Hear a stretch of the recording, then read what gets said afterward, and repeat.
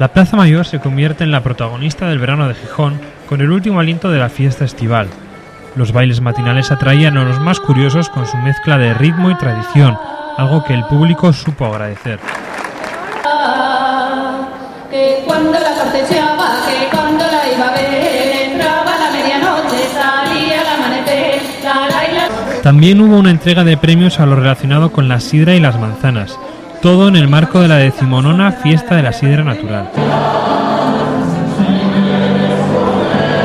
Pero el plato fuerte llegaba por la noche. A las 9 el ayuntamiento fue testigo de cómo los gijoneses ocupaban la plaza sin dejar apenas un hueco libre. El canto de chigres hizo corear a todos los que se acercaron a la plaza, formando así entre todos un fuerte mensaje musical.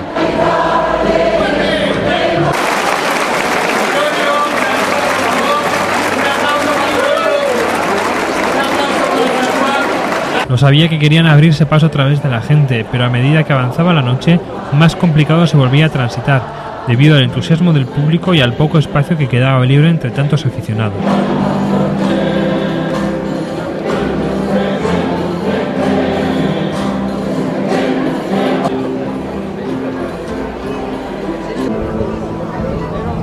Únicamente en la galería trasera del escenario se podía cruzar de un lado a otro, aunque las vistas no fueran las mejores. En cualquiera de los casos, bien por la mañana o por la tarde, la gente disfrutó con lo que vio en la Plaza Mayor. Realmente muy guapo. Venía a apoyar a los del grupo, que pertenecemos a un grupo de los que participaban en los bailes. No lo pierdo, aparte que soy asturiana, gústame con locura. Las canciones de Chigre, gústame mucho porque mi madre tuvo Chigre toda la vida, 42 años.